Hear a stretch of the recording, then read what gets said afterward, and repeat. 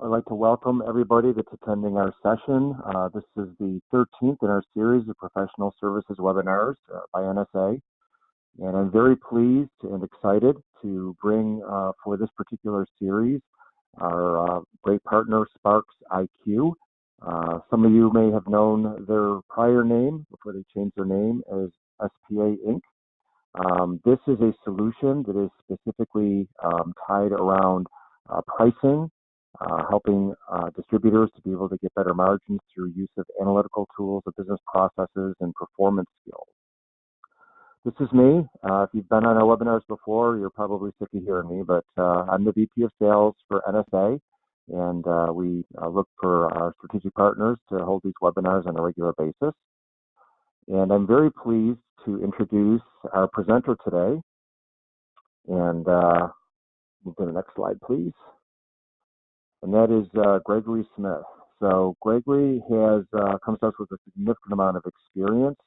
I'll let you read a little bit of his role on the slide, but he's got 32 years in electrical distribution. He's also an entrepreneur. He started his own company, $3 million business, so he's been on the other side of the fence as well as being a vendor. He's been involved in strategic pricing for over 20 years and has written numerous articles and has spoken at many industry events. And finally, on a personal note, he has been to Haiti over 50 times since the earthquake in 2010, working with an orphanage down there called Be Like Brit. So I'd like to welcome Greg and ask him to go ahead and feel free to start our webinar for us. Well, thank you, Brian. Hello, everyone. Good afternoon. Again, my name is Greg Smith. We're excited to be here and share with you some ideas and concepts and perhaps profit leaks that you all may be experiencing in your businesses. So today we'll share 3 topics that focus on profit opportunities, or I guess you can also consider them profit leaks, perhaps within your business. First one is correcting understated costs that are flowing through to your pricing decisions. Second one is setting pricing standards that fix underpriced small customers. And then the third is regularly manage and clean up defective contract pricing records. So kind of questions and next steps. This is obviously a relatively small group, but go ahead and feel free to enter your questions using the question box on your screen. And then I think, as generally speaking, everybody's muted. If you'd like to be unmuted again and ask a question, feel free to just notify us and we'll unmute you and you can ask a question, or you can just type it in the box. Again, we're a pretty intimate group here today. So again, thank you all for attending. We're excited to share with you these concepts. So a little bit about SPA, or Strategic Pricing Associates, which is now called SPARXiQ. David Bowder started SPA,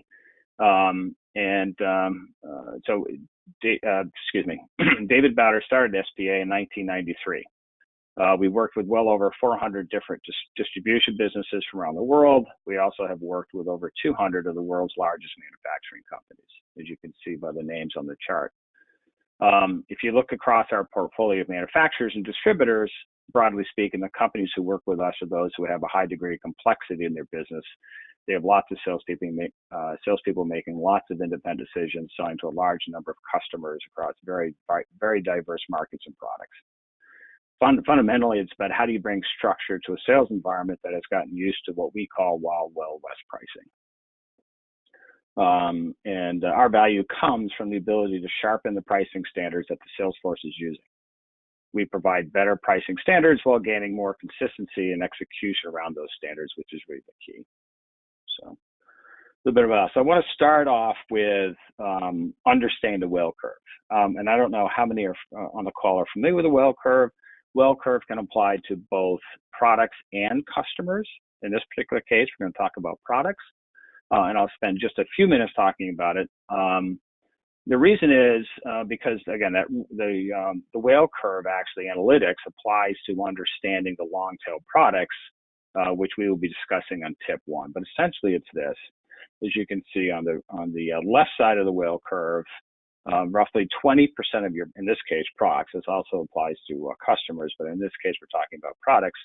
roughly 20% of the products you sell generate up to 200% of the profits that you earn on those products. Then you've got about 60% of products that don't really have a negative or positive impact.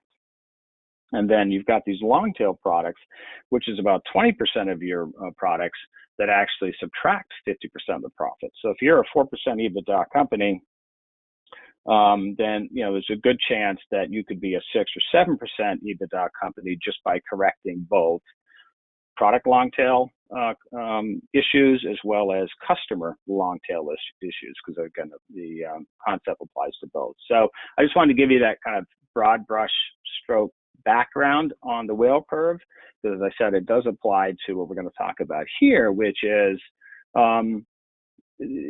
tip number one: the profit leaks of long tail products.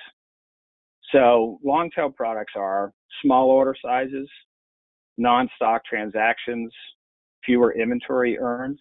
You've got a T&E that could be less than 1 or 2 or 3 or 4. You really start to produce income at T&E above 4 and 5. Could be longer lead time products. Could be higher cost to serve on those products. I mean, all of this really leads to higher cost to serve on these products. Could be lower GMROI, depending on which measurement you use. And obviously anything less than a 1 is a loser. So, and what we see is that most distributor ERP systems do not account for that extra cost to serve on these long tail, higher cost to serve products. There's just no adjustment that's made in their ERP system for it. And especially when you've got an environment where you've got sales folks that are doing cost plus pricing, and they're using either average cost or replacement cost in the system, then you're really not accounting for these long tail products. So we see this as an opportunity. The next step in the process is leveraging the core status and visibility ratings to apply an appropriate price basis premium to each item. This premium is designed to be largely undetectable to your customer base, but sufficient to produce meaningful financial impact across the business. The precise premium factors will vary based on the specifics of each company's market positioning and implementation strategy. We will work with your internal team to set the appropriate factors for your company, but the structure shown in this sample premium matrix is useful for illustrative purposes. We typically recommend no premiums for the most sensitive items, for the most sensitive product families. This shields the most visible competitive segment of your product portfolio from price changes that your customer base is likely to notice and react to. However, as we move down and to the right in the premium matrix to less sensitive SKUs and less visible product families, the factors increase to account the lower price sensitivity and the higher cost to serve of those products that your pricing strategy should reflect. In a lot of cases, we see that it doesn't.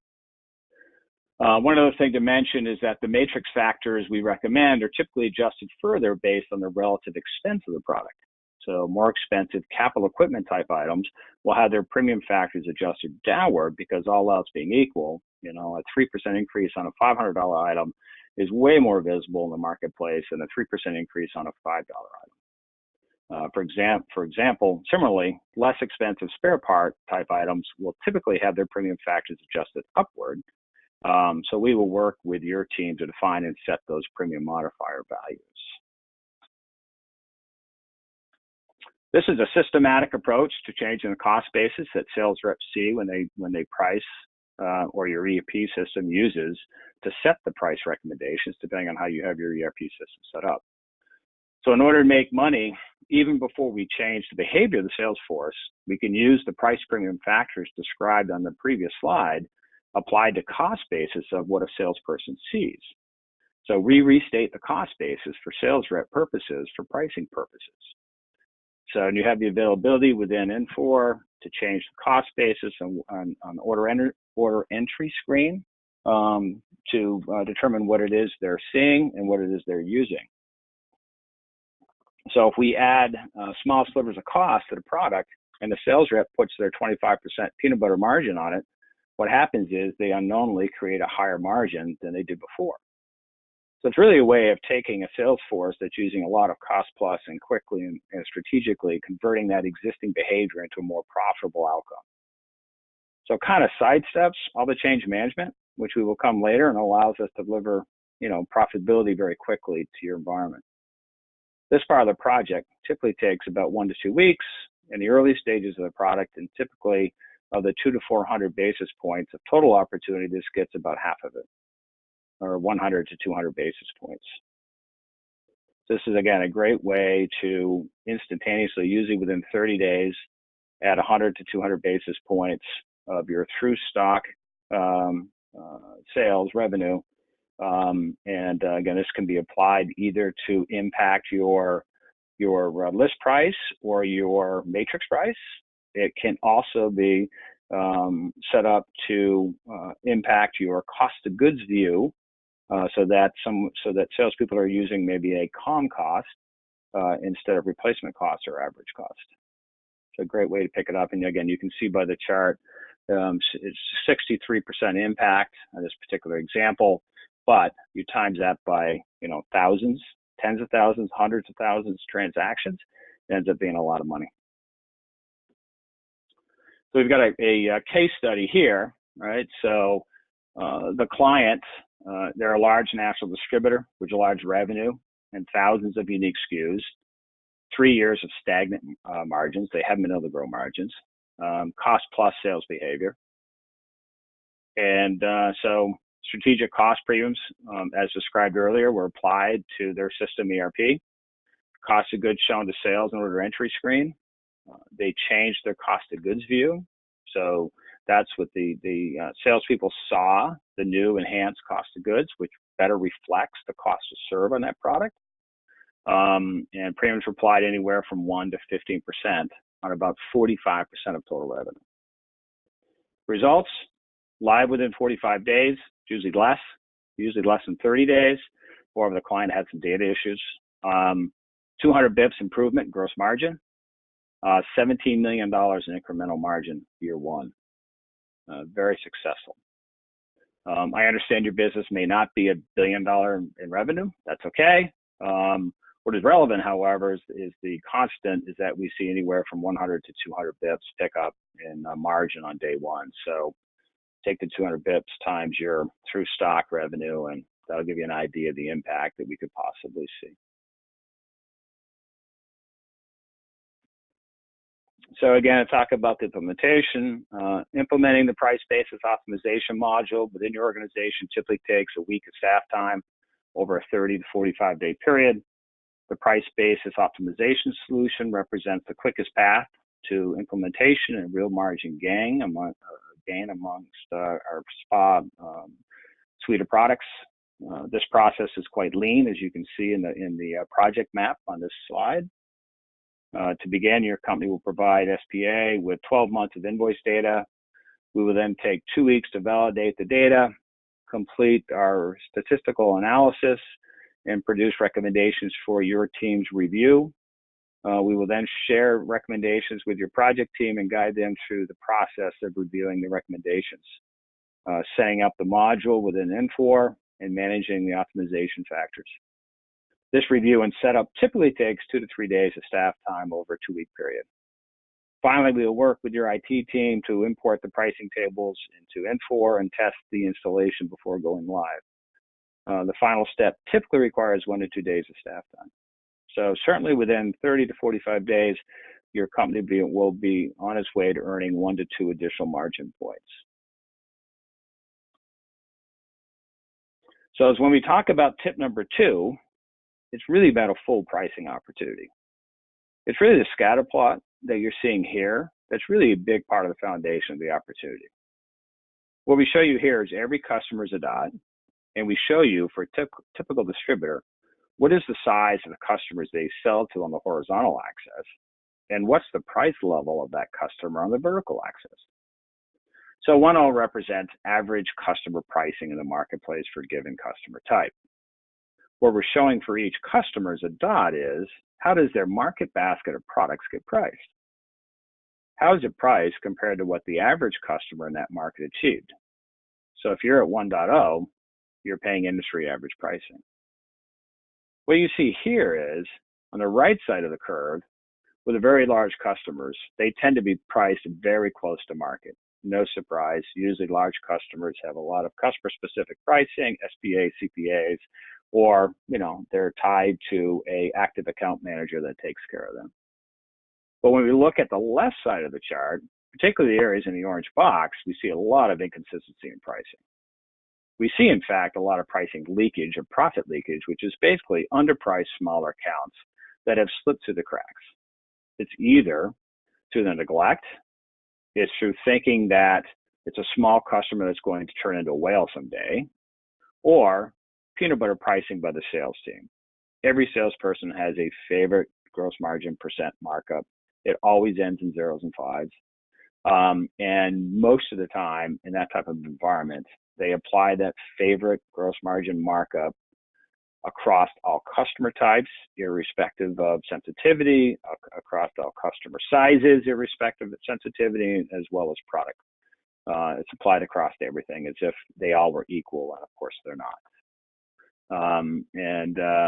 So that's, it's either it could be a lack of process, lack of tools, or training as well that causes these issues. As we start to organize our pricing architecture, we use this visual of the cube, which helps us to really make sense of the millions of possible pricing permutations. On the bottom of the cube, every customer is assigned to a key market segment, typically half a dozen to a dozen major customer segments that we will sell to. We also categorize them on the vertical axis according to their size or sensitivity, from very low or tiny to very high or huge in terms of size and sensitivity. On the right side of the cube, you can see that every product is assessed in terms of how sensitive it is in the marketplace. We use 12 different attributes to calculate product sensitivity. Most companies who kind of have a DIY approach will use GMROI or velocity or turns and earns to calculate sensitivity. And what 26 years of doing the analytics have told us is that those actually have less than a 10% correlation to true product sensitivity in the marketplace. So we use 12 different attributes to do that. So what's the outcome? The top scatter plot is from one of our clients. In this case, they're making 4% EBITDA as a percentage of sales on $100 million in revenue, generating $4 million in EBITDA. With typical industry multiple, that company might be worth 7x or maybe 28 million. And what our program does as we work with our clients is we help them by implementing better pricing standards and training their teams how to sell more effectively on value. We see this, what we can see in the second chart here is that we can start to reduce the variability, particularly on the left side of the chart. So what we're showing you here is typically 90 days after going live with SPA. What's happened is we've given this client the pricing standards. We've built the pricing standards to help them understand where the market pricing should be. We've trained their sales teams, and now we're seeing is much greater consistency. A lot of the very sensitive extreme values have moved much closer to target market pricing. And although it seems like it's a modest effect, it really isn't. So when you look at the bottom line, you see that this company was making 4 million, is now on the path to making 7 million. That is, they've gotten 300 basis points or 3 margin points by identifying and building the pricing standards into their ERP system and training the sales team on how to defend those pricing standards in the marketplace. What that means for those who are interested in the value of the company is that now the company has gone from being worth 28 million to being worth 49 million in 91 days. So really, therefore, pricing is such an important initiative for your company. It's the heart of how you can grow enterprise value. So we got a great case study here. The client's a national distributor of health supplies, roughly $50 million company. You got 20,000 SKUs. Scenario, list prices no one paid attention to. They published them, but very few people paid attention to them, and they would often discount from them. And a lot of cost plus used for most off-book pricing. So the solution we applied here was a 2-stage. We optimized their list price and implemented a full SilverCube pricing architecture. We did both. We started with the optimized list price first, and then we implemented a full silver pricing architecture. Set in place a culture of list down versus cost up to determine market price, which is really instrumental in And pricing is a journey. It's not an episodic event. So we encourage clients to realize that it's ongoing. I guess my analogy would be an e-commerce site. Most people think, well, I build an e-commerce site, I'm done. No, that's when your work starts. And so this is kind of the same thing. And we don't necessarily recommend it in year 1 or year 2 of a pricing journey, but somewhere around year 3 of a pricing journey, it makes sense for most distributors to switch from a cost up methodology to a list price down methodology. And then even at some point to remove cost of goods for most salespeople. And in doing so, we see tremendous enhancements in profitability of those companies from an EBITDA perspective that are adding 200 to 300 additional basis points in EBITDA improvement. So tremendous opportunity there. And then, monthly reporting by our web-based KPI dashboard used to hold people accountable. And in doing so, the results was really a shift to value-based selling. 270 basis points of margin on total sales, 3.9 million in incremental profits in less than 3 years. That's pretty fantastic.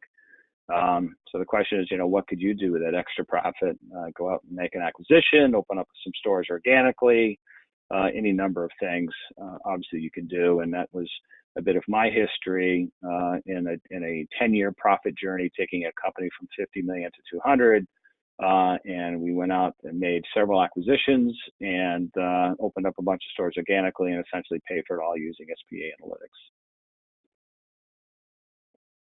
Implementation, as we think about it, basically it's a very efficient process, as you can imagine. SPA has been doing this for 26 years. It starts with basically a 90-day cycle. It starts with a kickoff or training with a pricing team. Then there's a weekly cadence meetings after that. Takes us about a 2-week period of data prep, typically 2 to 4 weeks in total commitment by the client. Then there's a data export. The data extract provides us with the invoice data that we need to optimize the pricing structures. We then go through a pre-check process, which is where we validate the quality, cleanliness, consistency of the data. We have a process for helping you clean up that data if need be. And then we come back and we meet as a team with your team to review the recommended pricing architectures. That's kind of a second key training session. Then what your team is doing is the testing and system prep validation of those results. That's typically 2 to 4 weeks, again, in total of what your team does over a 90-day period. And it varies a lot by how well the product categorization is done and or customer segmentation is done. Then essentially at day 91, you go live. When you go live, typically start with tiny accounts, perhaps your small accounts for the first 30 days. You're testing it, making sure everything's working properly, making some final adjustments if need be. Then in successive months, you might roll out the medium, then large, then huge accounts. So they're on special, just remember that if you've got somebody on special price agreements, contract pricing, and that takes precedence over these pricing architectures. So it's really just going to affect the non-contract, non-customer specific pricing agreement revenue that you have in the business. So next topic here, tip 3, which is contract management. So we have a contract management tool, is a web-based application designed to help distribution companies review and manage their contract prices and costs. It provides flexible options for searching, summarizing, and modifying what is often a hornet's nest of data. Users can quickly apply one of several preset actions on a group of contract records for improved efficiency and consistency. Or they can review individual contract records in detail, leveraging SPA's analytics and a friendly user interface to arrive at profit-enhancing, profitable decisions. Most contracts that we see within distribution companies have either the companies have set dates out that are like 12/31/999, or the contracts just automatically get renewed. Salespeople will put in customer-specific contracts that really don't have any bearing on what they actually buy. And they keep rolling over pricing, even though there's been 2 or 3 price increases. So we see this as an area of potential, not just profit enhancement, but as a workflow tool, which is what, this really is, a workflow tool as well as profit enhancement. But it's a tremendous workflow tool if a significant portion of your revenue is going through a contract. Upon logging in through our secure web-based cloud service, the user is presented with a panel of data filters that provide flexible options to begin navigating the contract records. They may select from a set of SPA recommended views of the data, for example, low margin contracts of non-core products for small and tiny customers, right? There's some low hanging fruit. Or they may customize their own in search using several, one or none of the available filters that we have. They may also save any customer scenarios they create for quick references later on.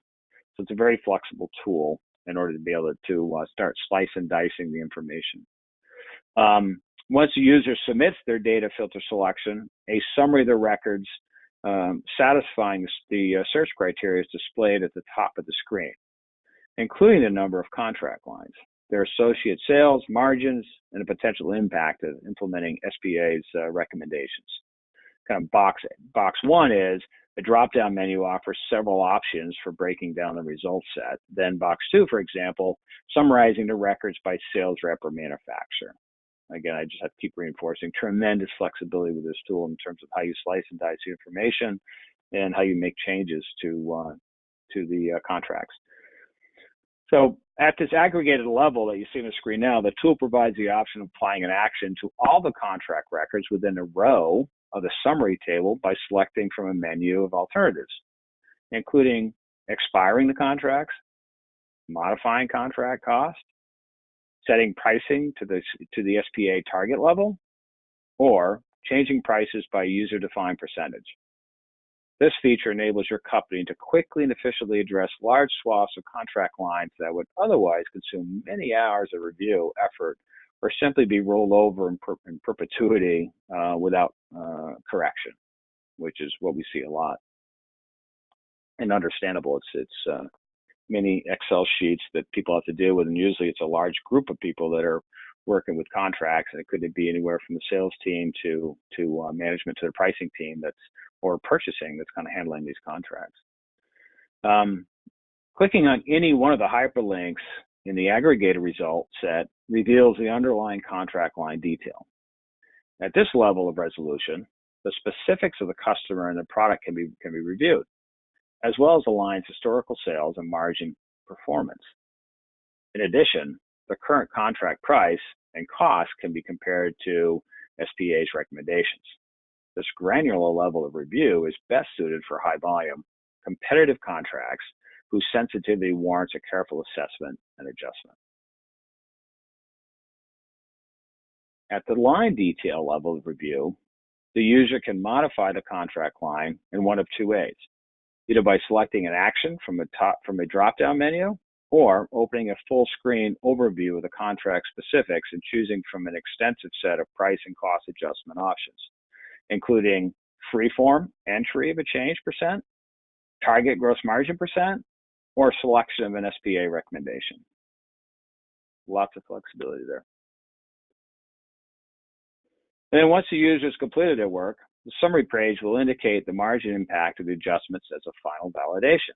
The effective records can then be exported from the tool to a file, which is then uploaded into your ERP system to complete the contract update process. And also, as relates to this tool, there are some functionality built in based on user authorization. So you can have a salesperson work with a set of records, set of contracts, and then they can make recommendations that then can go to a senior person who then can review those recommendations and either approve them or make final changes, send it back if you want, back and forth, however you want to do it. But there are some options here with this tool that it's just not one person that has to do all this work, that you can have several people involved, and each one will have different authorization levels in terms of what they can do with the data and what their changes can be. And so again, a great case study with this. Distributors, $200 million in revenue. It's 40% of revenue in contracts and growing annually. We see that a lot. And I think in this era of Amazon and e-commerce competitiveness, that we're going to have more and more folks the manufacturers that are going to be leaning towards contracts to help distribution as a whole, as an entity, kind of compete in the marketplace. So my feeling is we're going to see more and more of this going on within distribution. Solution is we loaded existing contracts into the tool. We produced new suggested contract pricing where it was applicable. The team reviewed it. We put parameters around tiny and small customers on non-core products, limiting sales ability to change the price. The results is we impacted 40% of the contract, 90 days in, impact of half a point, 50 bips, but certainly an impact of $450,000 annually, to say nothing about the thousands of dollars this company saved in terms of workflow, which is instrumental.